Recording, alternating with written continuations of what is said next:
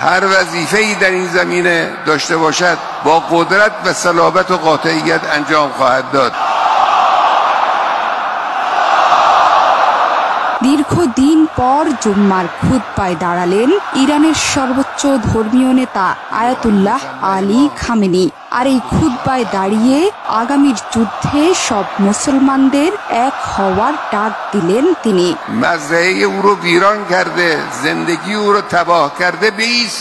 প্রয়াত হিজবুল্লাহ প্রধান হাসান নাসরুল্লাহ স্মরণে প্রায় 5 বছর পর খুতবা দিলেন তিনি। সর্বোচ্চ নেতাকে এক নজর দেখতে শুক্রবার জুমার নামাজে তেহরানে হাজার হাজার মানুষের ঢল নামে। মধ্যপ্রাচ্যে সর্বাত্মক যুদ্ধের যে সম্ভাবনার কথা বলা হচ্ছে সেটিকে সত্যি বললেন খামেনি। আর এই যুদ্ধে মুসলিমদের এক হতে বললেন সর্বোচ্চ নেতা।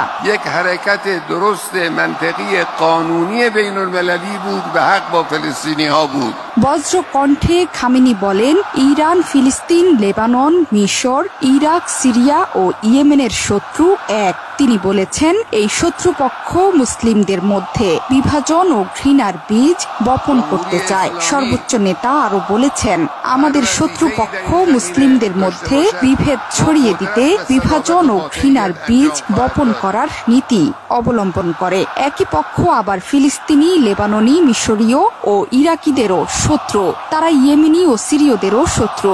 আমাদের শত্রু একই। পাশাপাশি ইসরায়েলে ইরানের সশস্ত্র বাহিনীর করা হামলাকে সম্পূর্ণ বৈধ বলে উল্লেখ করেন সর্বোচ্চ নেতা। দুশমনে মিল্লাত সুরিয়া আছে, দুশমনে মিল্লাত ইয়ামান আছে।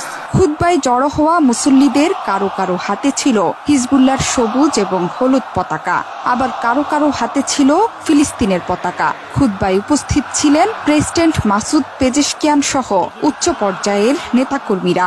ইরানের সর্বোচ্চ নেতার এই বার্তাকে যুদ্ধের ডাক হিসেবেই ভাবছে মুসলিম বিশ্ব।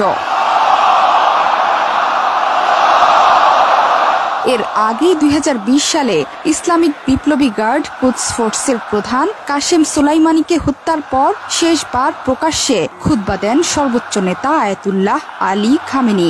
এবার তার প্রকাশ্যে যুদ্ধের ডাকে বোঝাই যাচ্ছে সামনে কঠিন সময় অপেক্ষা করছে ইসরায়েল সহ পশ্চিমাদের সামনে। ইসরায়েল যদি ইরানে হামলা করে তাহলে এর প্রত্যাঘাত কতটা কঠিন হবে সেটি হয়তো স্বপ্নেও কল্পনা করতে পারবে না ইসরায়েল এবং তার পশ্চিমা বন্ধুরা। از قیام مردم فلسطین حمایت کردید، وظیفه اونهاست، باید میکردن. این دیگه هم حکم اسلامی است، هم قانون عقلی است، هم منطق بین المللی و جهانی است. فلسطینی ها از خاک خودشون دارن دفاع میکنن. دفاع اونها مشروع است، کمک به اونها هم مشروع است.